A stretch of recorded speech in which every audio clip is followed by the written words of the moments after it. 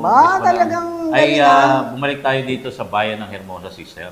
Yung, yung bayan ng Hermosa ay pinalalakas ang preventive healthcare sa libreng serbisyong medikal.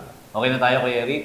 Mas maganda ang preventive, di ba? Yes, pinalakas ng pamahalaang bayan ng Hermosa sa pamumuno ni Mayor Ann Inton ang kampanya nito sa preventive healthcare matapos magsagawa ang Municipal Health Office ng isang 3-in-1, parang kape. Kape ah. 3-in-1 health activity. Ito ay bilang bahagi ng pagdiriwang ng Cervical Cancer Awareness Month at Hypertension Awareness Month.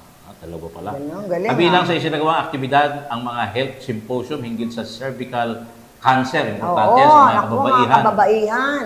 Kailangan laging pinapacheck up. Breast cancer, cervical cancer, naku po. Sa amin naman sa lalaki, yung prostate. Prostate.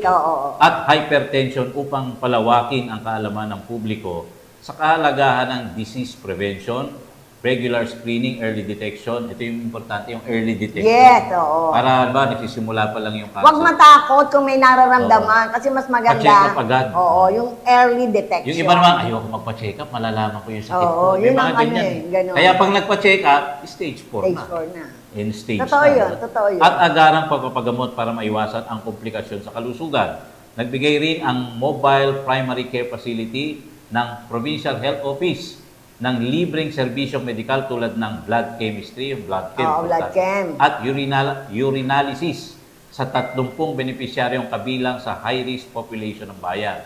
Ayon kay Mayor Ann Lorraine Inton, Adorable Inton, manatiling prioridad ng kanilang administrasyon ang kalusugan ng mga residente sa pamamagitan ng mas accessible at preventive healthcare programs katuwang ang iba't ibang ahensya sa paghatid ng dekalidad na serbisyong pangkalusugan sa komunidad. Tama. So, good luck dyan. Alam mo yan, gusto ko yan, yung mga health program, Dahil, educational program. di ba pagkausap natin, governor, mga mayors, Yan lagi. pag tinanong natin, ano po yung mga palaging inilalapit sa inyong yung hinihingi ng tulong? Sa sakit, medical. Dialysis, di ba? Check Kaya dapat, no, yung bang pag-aralan nila, ano yung usually inilalapit sa inyo na dapat meron tayo at pupuntahan na lang doon, di ba? Yung dialysis, malaking bagay yan, pero at least nasagot na yung iba. Dahil bawat munisipyo ngayon, ilan na lang siguro ang wala, may mga dialysis center na. Yes. No? Si Sir, may pahabol si Ma'am Cora Poblete. Thank you po sa inyo. Okay naman po ang posisyon niya at ayaw niya ng gano'n. Nasa supervisory position na kasi siya. Anyway, thank you. Okay. Okay. Na ano lang naman, na gano'n lang. Just in case lang na meron silang. Yes, oo. Okay. Thank you so much, Miss Cora Poblete.